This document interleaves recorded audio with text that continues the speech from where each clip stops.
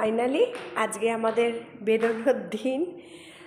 এই প্রথমবার মেয়েদের নিয়ে আর কি একলা আমরা বেরোচ্ছি। সবসময় বাড়ির সবাই আমাদের সাথে যায়, এবারে একটু অন্যরকম ব্যাপারটা হয়ে গেল।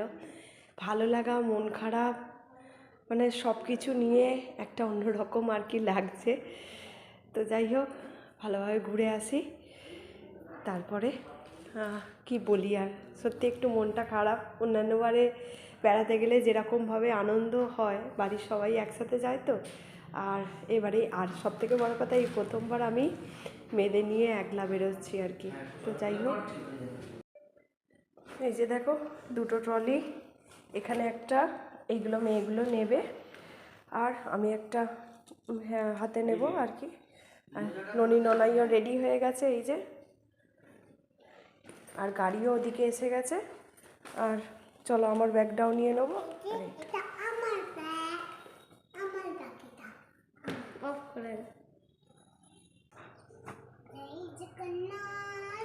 ওদিকে আমাদের গাড়িও এসে গেছে, প্রণাম সেরে নিই, তারপরে বেরোনোর পালা।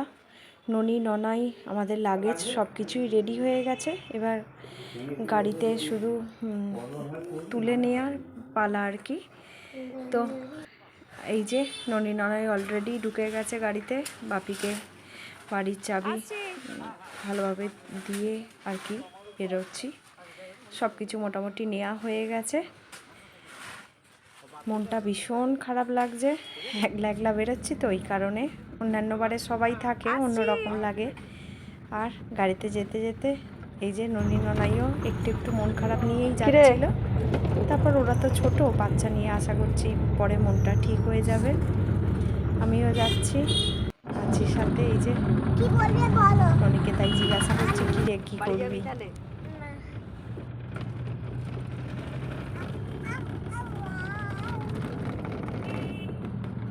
পড়ে যাবে, বসে পড়ো। মোটামুটি অনেকটাই চলে এসেছি, এক রাস মন খারাপ নিয়ে বেরিয়েছি। দেখা যাক কি হয়। তো যাই হোক, এইদিকে ননাই বসে আছে, আমরা পৌঁছে গেছি কথা বলতে বলতে। দেখো,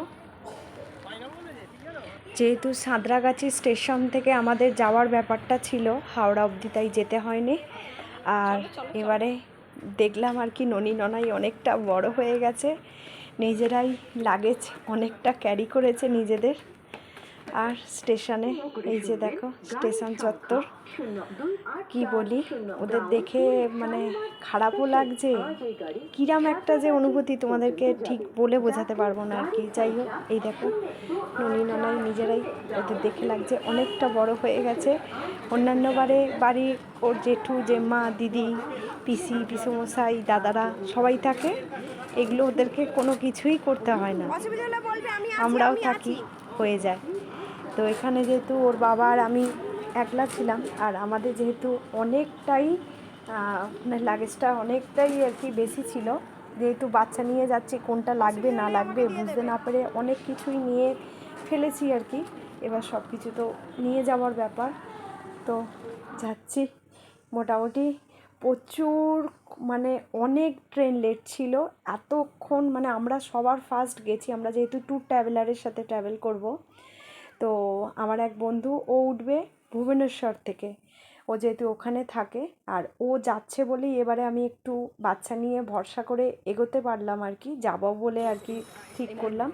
ফাইনালি অনেকক্ষণ মানে ট্রেন লেট হওয়ার পরে এবারে আমাদের ফাইনালি ট্রেন ঢুকে পড়েছে।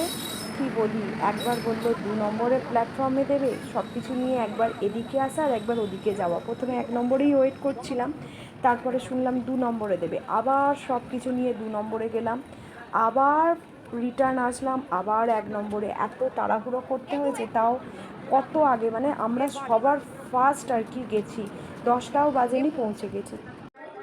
মাঝে আর তোমাদের সাথে কথা হয়নি সেরকম, আমরা কিন্তু আমাদের গন্তব্যস্থলে চলে এসেছি আর কি। ভোরের আলো ফুটতে না ফুটতেই দেখো স্টেশনে নেমে পড়েছি, লাগেজও সব নামিয়ে নেওয়া হয়েছে। এর পরের ভিডিওগুলো তোমরা আস্তে আস্তে দেখতে থাকবে। আর যদিও ট্রেন কিন্তু অনেকটাই লেট করেছিল, তবুও যেহেতু সকালবেলাই ছিল অতটা অসুবিধা হয়নি। চলো টাটা।